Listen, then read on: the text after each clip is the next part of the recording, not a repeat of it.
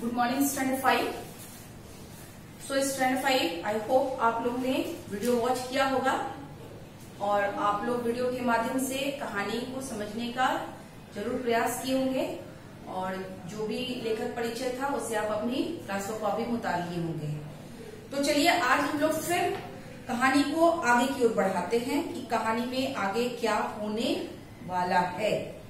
तो हम लोग ने यहाँ तक पढ़ा कि किस तरह बाबा भारती के घोड़े की प्रशंसा चारों ओर इलाके में फैल गया था और उसकी प्रशंसा को सुनकर खड़क सिंह उसके घोड़े को देखने के लिए बाबा भारती के पास पहुंच जाता है। सो पेज नंबर 72 यहाँ है। उसकी चाल तुम्हारा मन मोह लेगी, कहते हैं देखने में भी बड़ा सुंदर है। क्या कहना, जो उसे एक बार देख लेता है उसके हृदय पर उसकी छवि अंकित हो जाती है। बहुत दिनों से अभिलाषा थी, आज उपस्थित हो सका। अब खड़क सिंह जो है उसकी प्रशंसा सुनकर के वहां आता है और कहता है किसे, बाबा भारती से, कि आपके घोड़े की कृति जो है चारों ओर फैली हुई है और उसकी चाल जब वो चलता है तो हम लोगों का मन को मोह लेता है, अपनी ओर आकर्षित कर लेता है। और कहा जाता है कि एक बार जो उसको देख ले, उसकी जो सुंदरता है, उसके छवि जो है उसके दिलों में क्या होता है, छवि का मतलब जो तस्वीर होती है वो दिलों में क्या होती है, बस जाती है। बाबा भारती और खड़क सिंह दोनों अस्तबल में पहुंचे। बाबा भारती ने घोड़ा घमंड से दिखाया, खड़क सिंह ने आश्चर्य से घोड़ा देखा। अपने सहस्त्रों घोड़े देखे थे, परंतु ऐसा बांका घोड़ा जिसकी आंखों से कभी न गुजरा था। सोचने लगा, भाग्य की बात है, ऐसा घोड़ा खड़क सिंह के पास होना चाहिए था। इस साधु को ऐसी चीजों से क्या लाभ। कुछ देर तक आश्चर्य से चुपचाप खड़ा रहा। इसके पश्चात हृदय में हलचल होने लगी।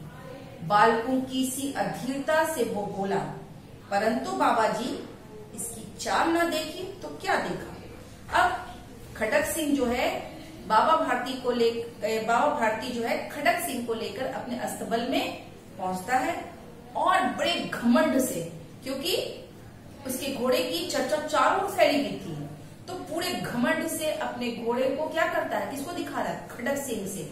और खड़क सिंह आश्चर्यचकित होकर, अचंभित होकर उसको घोड़े को देखता है और उसने क्या देखा कि हजारों घोड़ों में ऐसा बांका घोड़ा उसने फिर कहीं नहीं देखा था। तो ये कहने लगा कि भाई बाबा भारती तो एक साधु किस्म के इंसान है, अकेले रहते हैं, उन्हें ये घोड़े की क्या जरूरत है। ये घोड़ा तो मेरे पास होना चाहिए। क्यों? क्योंकि ये डाकू था और ये डाका डालने के लिए घोड़े पर ही सवार होता था, तो ये घोड़ा तो मेरे पास होना चाहिए। बाबा भारती को इसकी क्या जरूरत है। तो उसके दिल में एक अजीब सी हलचल मचने लगी और वो बाबा भारती से क्या कहता है कि इसकी चाल के बारे में मैंने सुना था, इसके चाल की बहुत चर्चा है इलाके में, तो जब तक मैं इस पे बैठूंगा नहीं तब तक मुझे इसकी चाल कैसे पता चलेगी। बाबा जी भी मनुष्य थे, अपनी वस्तु की प्रशंसा दूसरे के मुख से सुनने के लिए उसका हृदय भी अधीर उठा। घोड़े को खोलकर बाहर ले आए और उसकी पीठ पर हाथ फेरने लगे। एकाएक उचक्कर सवार हो गए। घोड़ा वायु वेग से उड़ने लगा। उसकी चाल देखकर और गति देखकर खड़क सिंह के हृदय पर सांप लौट गया।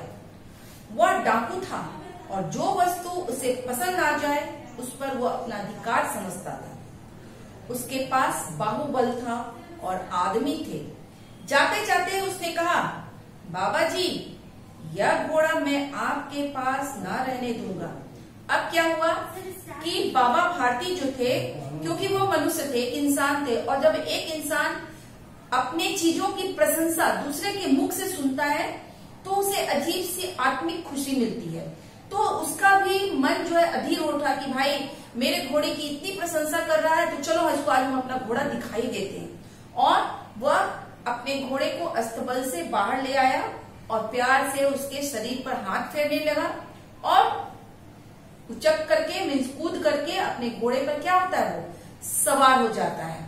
अब घोड़े पे सवार होकर के वो उसे घोड़ा को दौड़ाने लगता है।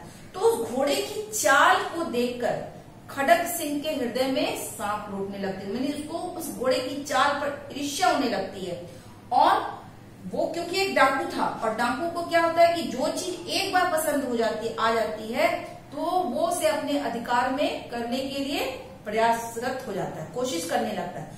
तो खड़ग सिंह को इसकी चाल पसंद आ गई और वो उसे भी अपने अधिकार में करना चाहता था, क्योंकि वो बहुत ताकतवर था और उसके पास आदमी की कमी नहीं थी। तो वहां से जब जाते जाते घोड़ा को देखने के बाद जाते जाते खड़ग सिंह ने कहा कि बाबा जी, मैं ये घोड़ा आपके पास रहने नहीं दूंगा, क्योंकि कहानी जो है उस समय से डाकू लोग भी बड़े ईमानदार होते थे। आज के समय नहीं कि घर पे कोई लोग नहीं और डाका मार के चले गए, नहीं, उस समय के डाकू लोग जो थे बोल कर आते थे कि आज मैं आपके गांव या आपके यहाँ पर आकर के आपके घर को लूट के चला जाऊंगा। तो इसने भी क्या किया, बाबा भारती को चैलेंज किया कि मैं ये घोड़ा आपके पास नहीं रहने दूंगा। बाबा भारती डर गए। अब उन्हें रात को नींद न आती थी। सारी रात अस्तबल की रखवाली में कटने लगी। प्रतिक्षण खड़ग सिंह का भय लगा रहता, परंतु कई महीने बीत गए और वह न आया। यहाँ तक कि बाबा भारती कुछ लापरवाह से हो गए और इस भय को स्वप्न के भय की खाली मिथ्या समझने लगे। अब क्या हुआ कि मान लीजिए कोई हमको बोले कि भाई आज आपके घर में आकर के आपकी बहुमूल्य चीज जो है उसको मैं उठा के ले जाऊं, तो क्या होगा, हमारी ना तो रातों की नींद उड़ जाएगी। ठीक वैसा ही बाबा भारती के साथ हुआ। वह दिन रात अपने घोड़े की देखभाल, उसको संभालने में ही लगा रहा, उसकी रखवाली करने लगा कि खड़ग सिंह ना करके उसे ले जाए, लेकिन खड़ग सिंह नहीं आया और समय बीतते बीतते वह इसे मिथ्या समझ में, झूठ समझने लगा कि ऐसे ही हमको बोल करके वो क्या हो गया है, चला गया है। संध्या का समय था। बाबा भारती सुल्तान की पीठ पर सवार हो घूमने जा रहे थे। उस समय उनकी आंखों में चमक और मुख पर प्रसन्नता थी। कभी घोड़े के शरीर को देखते, कभी रंग को, और मन में फूले न समाते थे। अब खड़ग सिंह से बेफिक्र होकर के बाबा भारती अपने घोड़े पे सवार होकर के घूमने निकल गए और उनकी आंखों में एक अजीब सी चमक थी और वो फूले नहीं समा रहे थे अपने घोड़े को देखकर। सहसा एक ओर से आवाज आई, ओ बाबा, इस कंगले को भी तो सुनते जाना। अब अचानक से आवाज आती है कि भाई एक कंगले में गरीब भिखारी जो है उसको भी सुनते जाना। आवाज में करुणा थी। बाबा ने घोड़े को थाम लिया। देखा एक अपाहिज वृक्ष की छाया में पड़ा कन्हा रहा था। बोले, क्यों, तुम्हें क्या कष्ट है? तो जो भिखारी जो करा रहा था उसकी आवाज में एक दया थी, करुणा थी, बहुत पीड़ा में वो करा रहा था। तो बाबा भारती क्योंकि वो एक साधु थे, उसपे उनमें दया आ गई और वो पूछे कि भाई तुम बताओ तुम्हें क्या कष्ट है, तुम क्यों करा रहे हो? अपाहिज ने हाथ जोड़कर कहा, बाबा मैं दुखिया हूँ, मुझ पर दया करो। रमा वाला यहाँ से 3 मील है, मुझे वहाँ जाना है। घोड़े पर चढ़ा लो, परमात्मा तुम्हारा भला करेगा।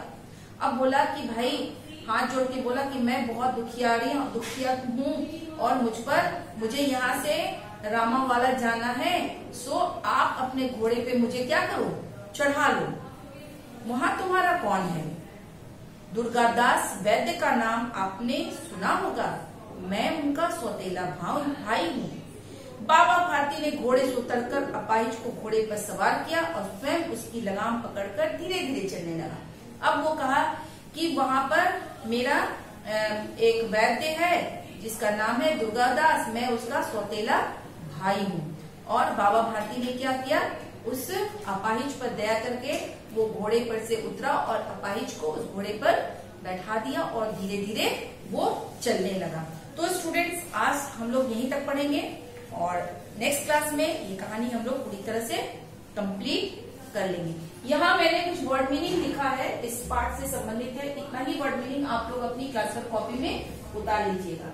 सबसे पहला है भगवत भजन मीन्स ईश्वर की भक्ति करना, अर्पण भेंट करना या सौंपना, घृणा मतलब नफरत करना, वेदना दुख दर्द और पीड़ा, मिथ्या झूठ और निराधार, ये सभी वर्ड आपके पुस्तक में आए हुए हैं। आशीर्वाद आशीष देना, अधीर परेशान और धैर्य रहित, छवि तस्वीर, कृति यश, सहस्त्रों में हजारों। तो स्टूडेंट इसे आप अपनी क्लासवर्क कॉपी में जरूर से नोट डाउन कर लीजिएगा और आगे हम लोग फिर कहानी को बढ़ाएंगे कि आगे क्या होता है ना। तो चलिए तब तक के लिए इसे ध्यान से वीडियो को देखिएगा और समझने का प्रयास कीजिएगा। Thank you.